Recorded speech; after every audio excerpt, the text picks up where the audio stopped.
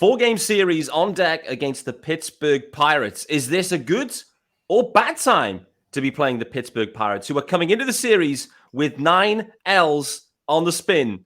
Tons to get into on today's Locked On Marlins.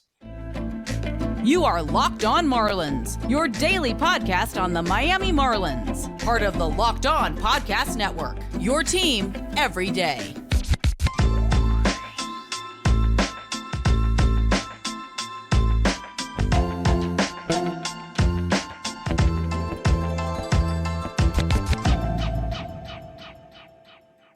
Greetings from England, sunny England, and welcome to Locked On Marlins. This, of course, is your daily Marlins podcast.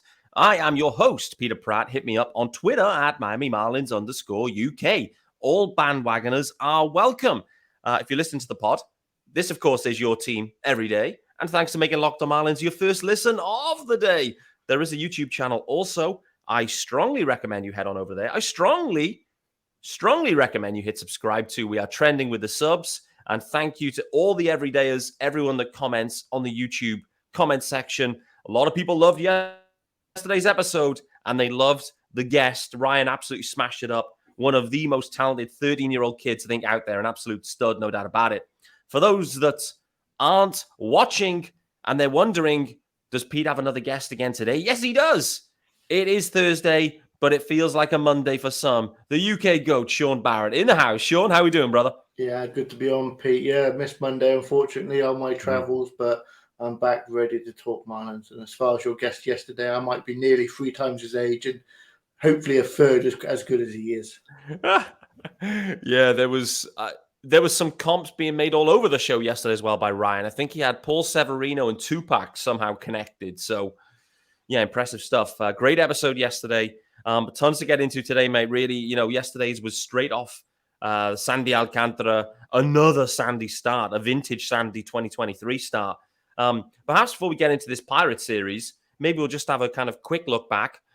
Your reaction to that, Sandy Alcantara start, another head scratcher, mate. This one blow up inning, it just continues to haunt Sandy. But the point and the problem now is we just don't know when this inning's going to come, but we know it is coming and it keeps coming. It's just so puzzling with Sandy this year, right?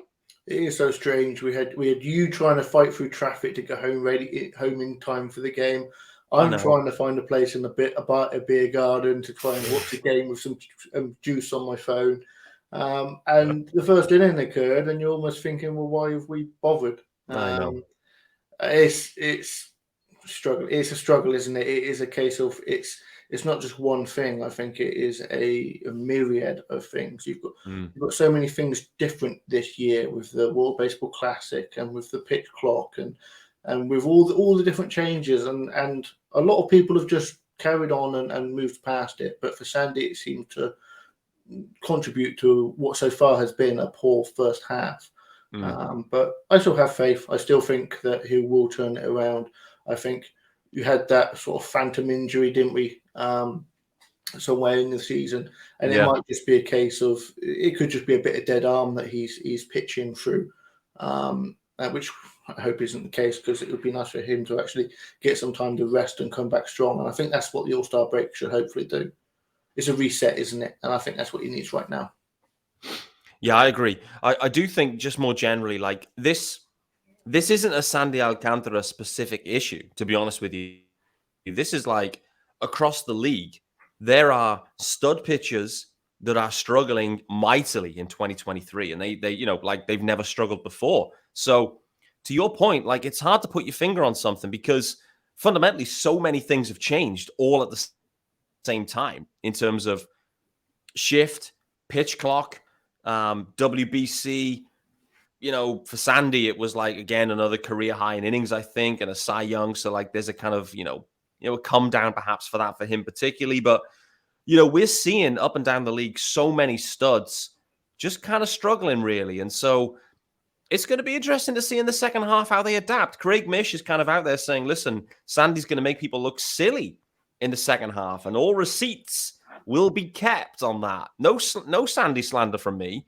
It is frustrating as a fan because fundamentally we're fans first.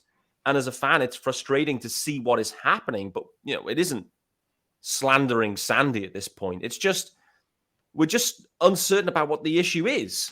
And, I think what I have seen is the BABIP or the FIP maybe, is really low in comparison to the ERA. So, in effect, it's the same kind of thinking really, where you've got an ERA over 5 and a FIP of 3.5. So fundamentally, Sandy is probably having a bit of tough luck. And I would say, as a ground baller, a predominant ground baller, you would assume that the shift changes would impact Sandy, perhaps more than most. So I don't know, mate. There's just so many things. I think the point you called and the language you used, the description, a myriad.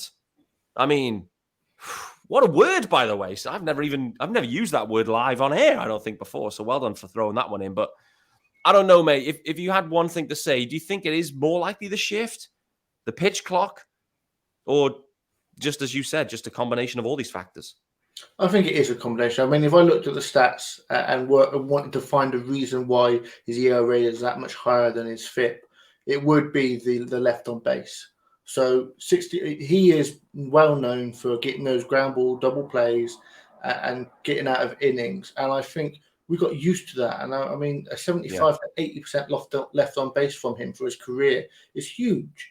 This year's down to 60%. So I think it is just a case of it's a death by paper cuts, isn't it? That one big inning where something doesn't go his way. And I think that's just basically what it is. It is almost he's having one unlucky inning in every single game. And because the rest of the game is great. Yeah. Yesterday he really was, wasn't he? He completely turned it back. And the problem is you can't have 5-6 innings of vintage Sandy and then that one blow up, especially with this team. I know the offense has been better this year, but they're still not knocking the cover off the ball every night.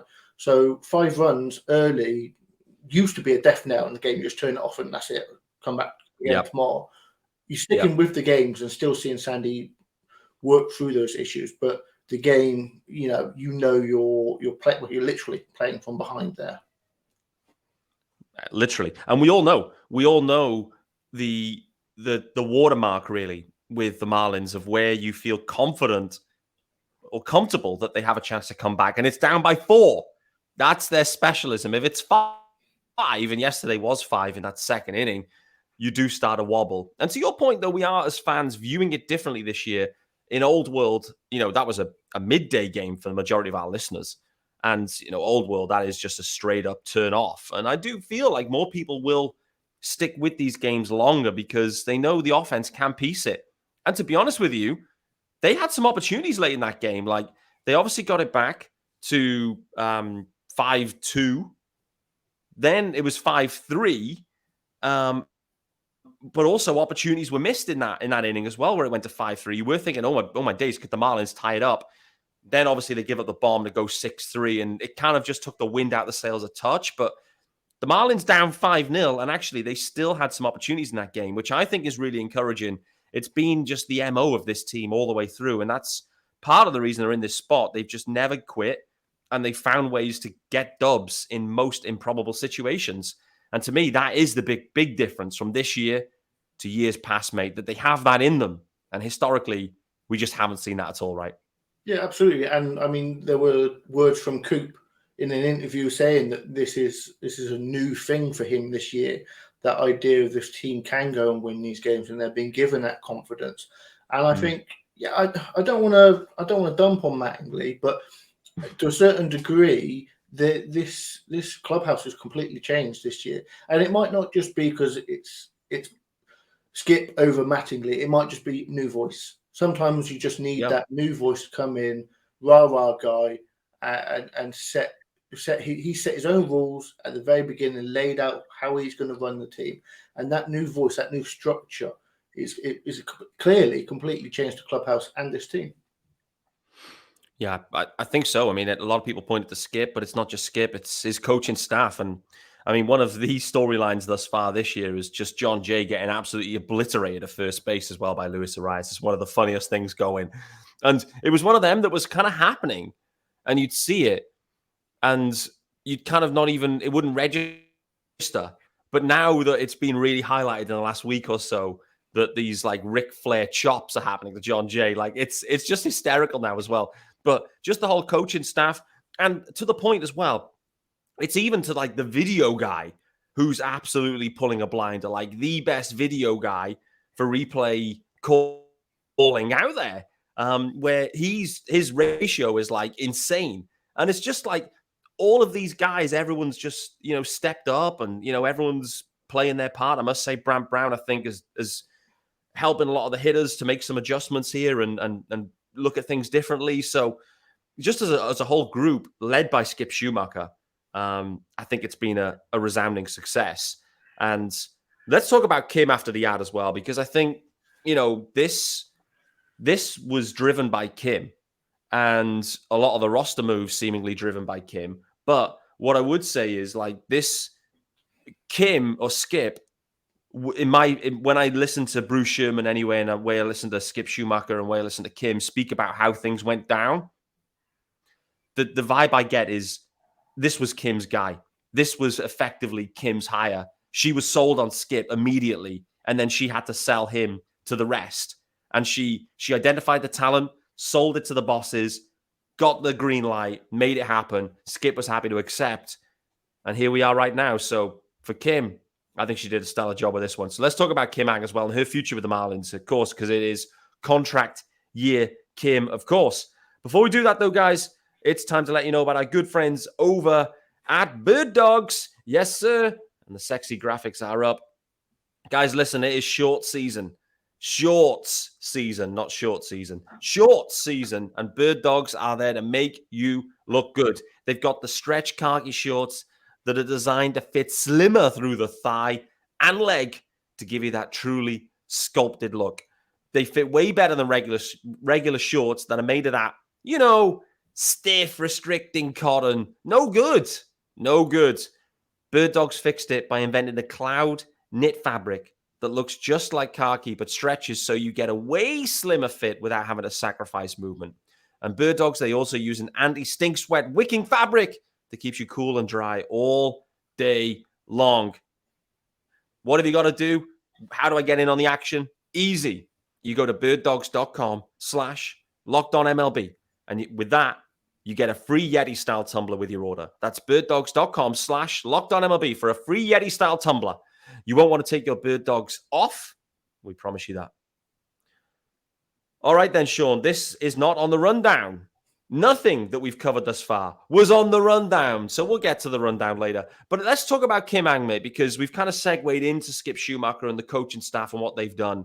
And I think we all have to collectively just acknowledge how well Kim has done in general, I would say. Contract year Kim. How do we see this playing out here with the Marlins and Kim Ang? Like, are they going to let it just roll to the end of the year and make a decision? Or perhaps, seeing how things have gone thus far, they look to get something done sooner rather than later. I don't know. Where's your head at generally with Kim? And also extension, yes or no, and the timing of that? Yeah, for me, I've seen enough. Let's go.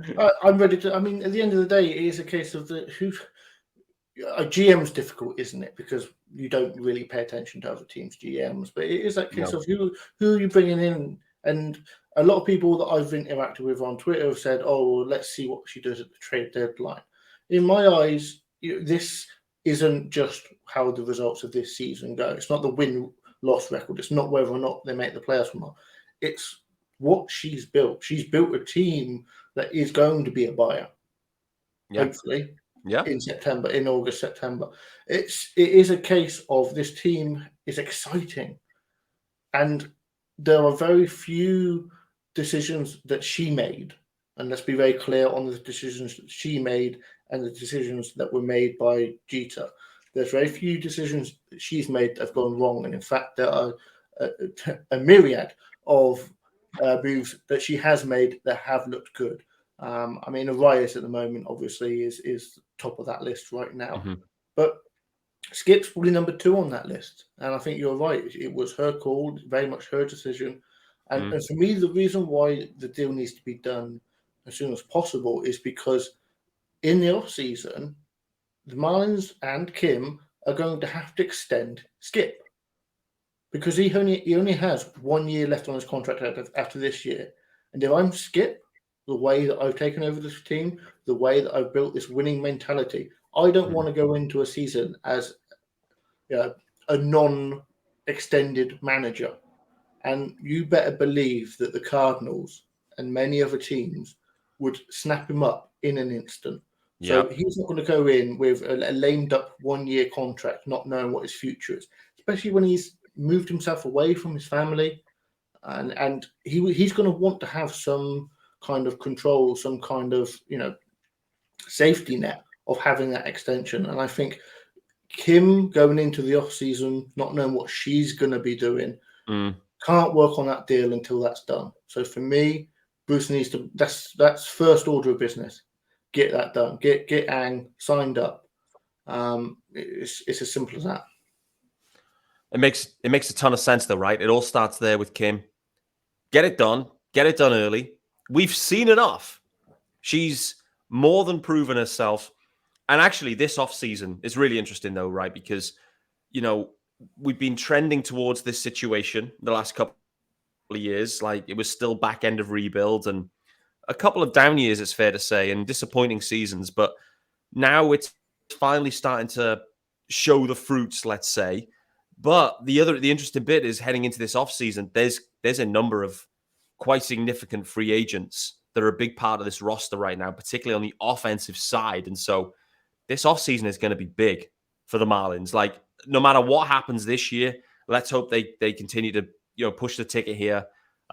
Maybe they're aggressive in the deadline. So some of those questions that I have right now may be answered anyway by the deadline moves, because maybe the Marlins won't just be purely in the rental market and we'll be looking for like the Starling Marte market they were in a few years ago, where multiple years of control. But on the face of it, there's going to be a lot to do this offseason. And for me, I've got total faith in Kim Ang. And I think the point you made about Skip Schumacher is totally valid as well, mate. Like, we've seen enough with Skip as well. Like, we've seen enough. Let's align the two. You align Kim and Skip with the, whatever length of deal you're looking at, an extra 3 years, whatever it might be. Align them. If they're happy and their working relationship is good, just sync them together and just go, listen, this is Skip and Kim. They're completely aligned. Let's go. And I think it just takes the conversation away, lets everyone know where they're at. And from there, they can just start to do their best work and focus on the job at hand, which is sizable, as I mentioned, in the offseason. Just on that, mate, I mean, I wasn't going to talk about the deadline yet. It's a touch early. It was still like 5-6 weeks away, 5.5 weeks. But I do wonder, and it kind of does take me to the Braxton Garrett emergence. So the first sprinkling of resonance with the agenda I put up. So this has been a segue episode, no doubt.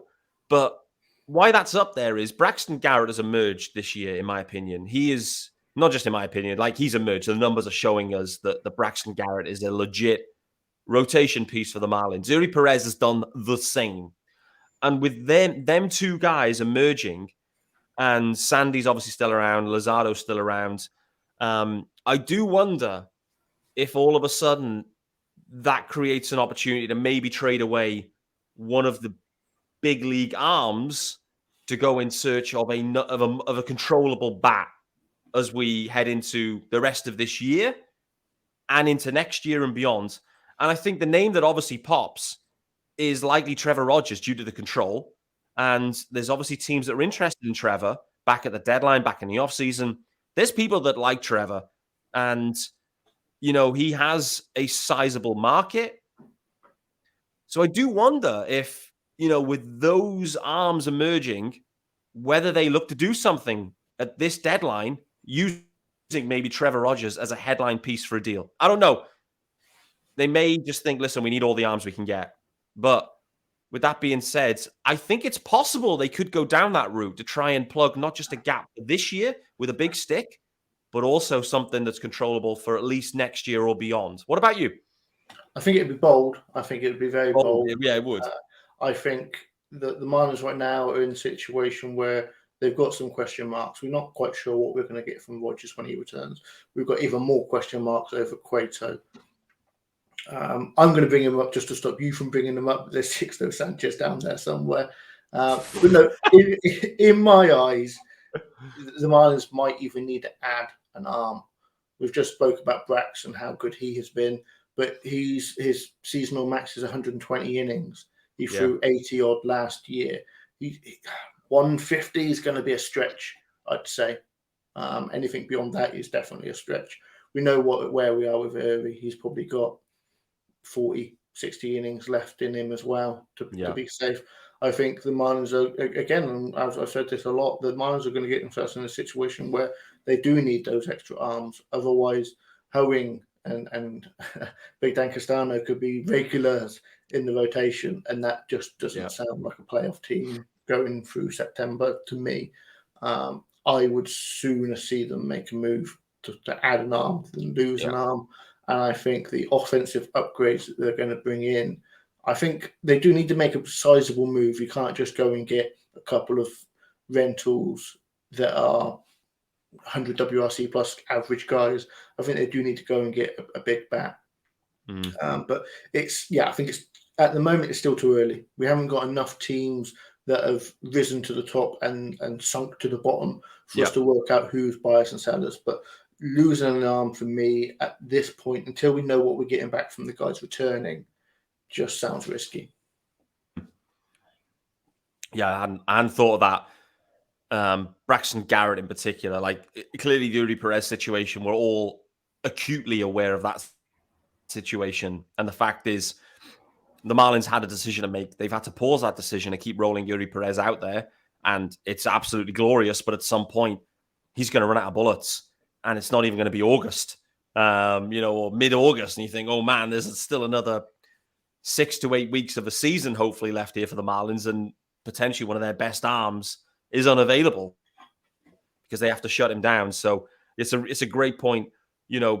Really probably the focus right now is working Cueto and Trevor Rogers back into the mix to give them some arms and some length, because to your point, like, Hoeing, for as good as he was the last time out, and he's going to be starting again in this series, they're going to go and look for the perfection outing again, which he provided last time. Him and Brazaban for those 6 innings, glorious. But, they're going to ask for it again against the Pirates. Let's see what he can do. But it doesn't feel overly sustainable, which I think is the point you're getting at. Then you're into Dan Castano territory, and you truly are, and he is working his way back too.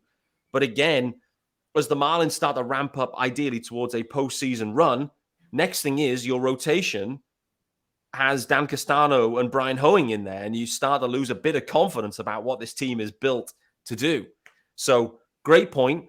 Jazz Chisholm Jr., just speaking about guys that could be back, sounds like he is very much nearing a return. He's had 1 rehab start, went 7 innings worth of play, made a nice grab in center field too, I saw. I don't think he did anything at the plate in that game. I believe he's due to play this evening as well and go another 7. So the Marlins are taking it steady. He's been pretty much 6 weeks out of action now. Gut feel, though, are we seeing him on this road trip when they leave Sunday evening or Monday morning, whatever it might be? Is Jazz on the plane, ready to be activated for this Red Sox series, you think? I think so. I think they'll take this series off in the sense of bringing him back. Yeah, me too. I think they said that he's going to go 7 today.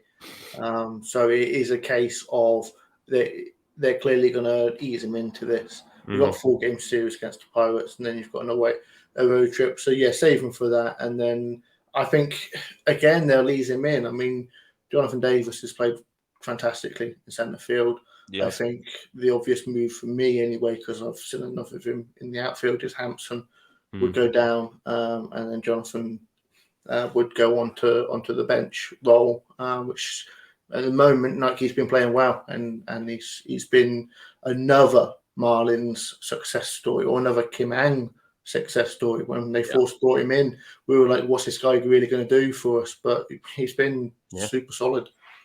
He really has. Like, it's crazy, and I've mentioned it once already this week. Just how relaxed I feel as a fan watching him in center field. Like, and I guess that's the difference with Jazz, right? Maybe you felt the same. Like, throughout the year, there was a degree of anxiety about watching Jazz in center field for various reasons. One of them is we don't want him to get hurt, and obviously we were snake bitten on that in a freak play. But also, like, there was some agricultural play out there as well. It's you just can't get away from that. There was some misplayed balls from a guy that was learning the position on the fly. And did any of them cost the Marlins games? I don't think so, in the general scheme. And then he really picked it up. But Jonathan Davis just being out there, it just looks and feels different as a fan to me. Do you feel the same way, or is this just my anxiety levels at this point? No, the defense has been really good, and you're right. You feel comfortable, you feel safe. It is a case of you see a ball knocked up into the outfield, and you think, oh no, here we go again. What's going to happen here? You can tell normally off the bat that's going to be an out, and with Davis, it's an out.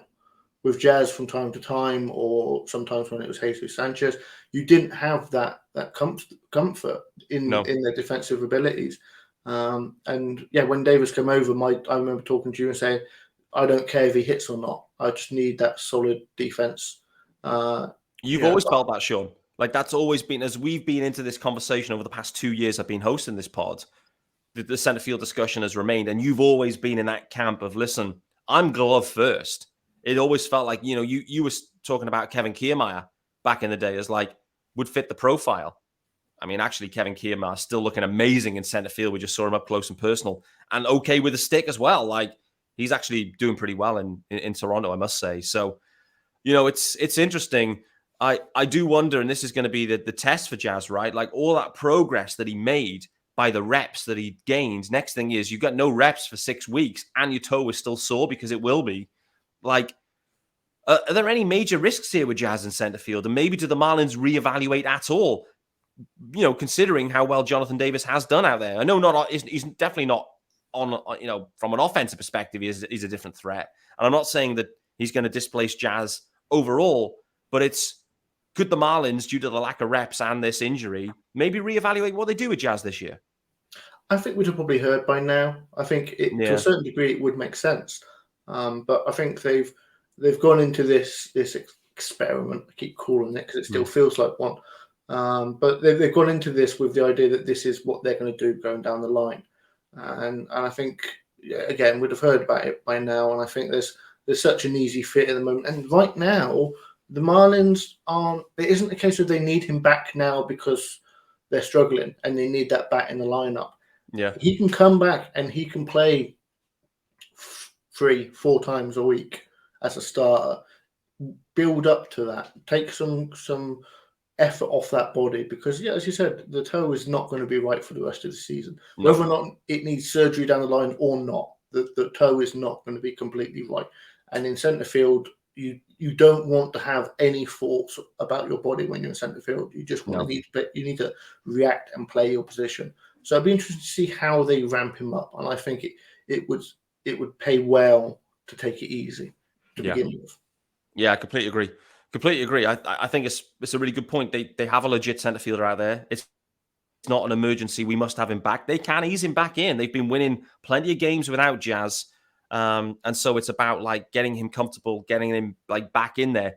Jazz, though, he won't want to be on the bench. And so it's going to be interesting to see. But he's been on the bench plenty. He's been around the clubhouse plenty. He's been on the bench plenty. He's been one of the main cheerleaders, which is great.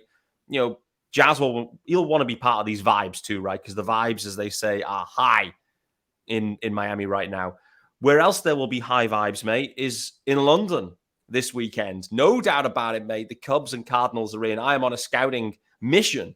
Kim's texted me and said, get some eyeballs on Cody Bellinger and et al. So we'll see. I'm not even sure if Bellinger's made it across, to be honest with you. But anyway, let's move on from that faux pas. Overall, mate, as two UK-based fans of baseball, we're both going to be in attendance at London Stadium on Saturday and Sunday, both games. You're also going to be there on Friday for the Media BP Day as well, which will be a great experience, mate. A couple of thousand, fans and media guys and et cetera, et cetera. So just overall, mate, I know it's not the Marlins in town, mate, but just how hyped are you personally? And how big is this more generally in the grand scheme about growing baseball globally, but also in the UK too?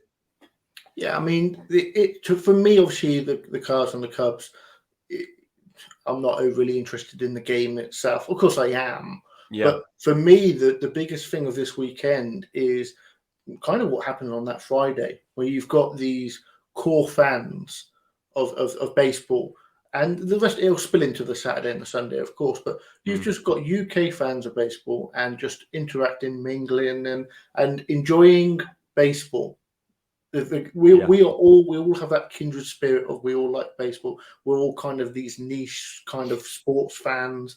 So it's great just to catch up with people, have a drink, and take in a ball game. It's going to be a party, and it's just a baseball enthusiast's dream of just getting around other baseball fans, and you can be talking to an Orioles fan or a Phillies fan or a Mets fan and just talk about your love of baseball. The fan sort of negativity, it doesn't really exist here.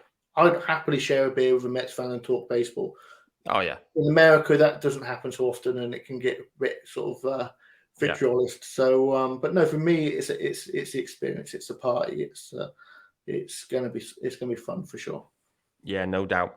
And for those that were watching on Twitter yesterday and following along as you do, speaking about parties and other things, like I've started I'm putting it out right now on the pod. I've started the conversation about heading over to Miami at some point this season, trying to find the right slot and making it happen. But let me just put it out there right now.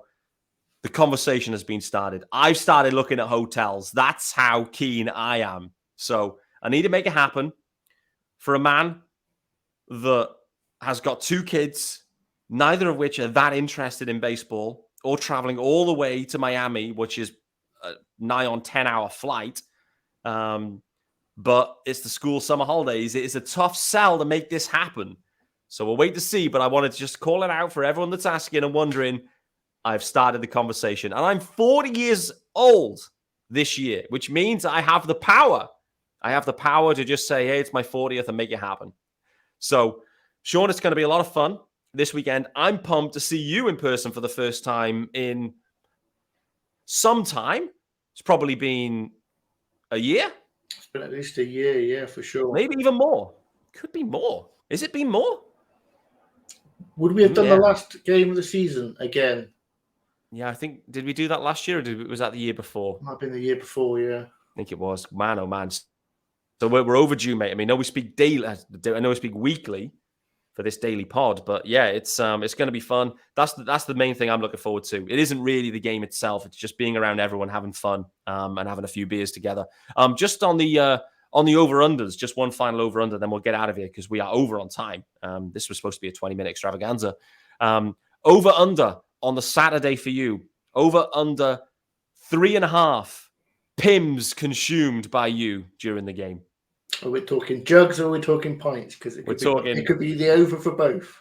We're talking the big dogs. They sell the big daddies there in London Stadium. So I didn't know if you were a PIMs man or not, but it sounds like you are. If you're hitting the over on jugs, 3.5 jugs, which is probably, I mean, there's 4 pints in a jug. So, that's nigh on 16 pints of PIMs. Sounds like a good Saturday night. That's going to be a good Saturday. Awesome. So what this means is at some point, for those listening in, I'm going to try and record something over the weekend, which won't be that easy to do, but I'm hoping to record something in and around the London games just to give you a flavor of what it's like, the atmosphere, maybe get in a couple of like special guests and, Cubs, Cardinals fans. I don't know.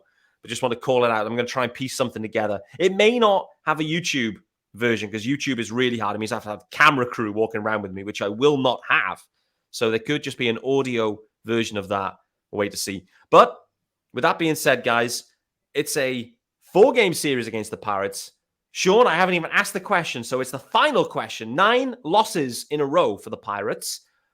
Is this a good time or a bad time to be playing the Pirates? And after you answer that, how do you see this series going in terms of results?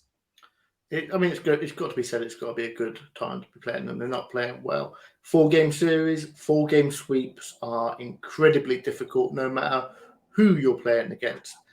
I think the first game against Keller, he's an ace. He is a legit ace, which is crazy because I remember when he was the opening day starter, people were like, "That's your opening day starter." He's been really good this year. Yes. If they get game 1, I think it'll be a sweep. Oh, my days. Sean Barrett is a changed man. Ladies and gentlemen, Sean Barrett is on here talking about extended Kim-Ang and sweeping a 4-game series. I can tell he is hyped for the weekend ahead. No doubt about it. Sean, I got to be honest with you, I feel exactly the same. There is 3 games. The barometer of success in this series for the Marlins is 3 wins. If they get 4, that's gravy. But they should be looking for 3. The interesting part here and wrinkle is when the Marlins a couple of seasons ago went into Pittsburgh looking to deliver a similar result and they got swept on the road, which pretty much tailspun their whole season. I'm very intrigued to see this team, this group, Skip Schumacher's group, can they handle their business? And from what we've seen all year thus far, the Marlins are specialists at handling their business. And that's why this team is good. Thanks for making Locked On Marlins your first listen of the day, guys. It's going to wrap us up for Thursday's episode. Thank you so much to the UK GOAT, Sean Barrett, on a Thursday. Feels like a Monday, but it has been a Thursday. And we'll be back, of course, tomorrow, recapping, ideally, the Marlins taking Game 1 against Mitch Keller. And also looking forward to the weekend ahead, which includes Marlins, but also Cubs, Cardinals stuff and myself. Look forward to seeing you then, guys.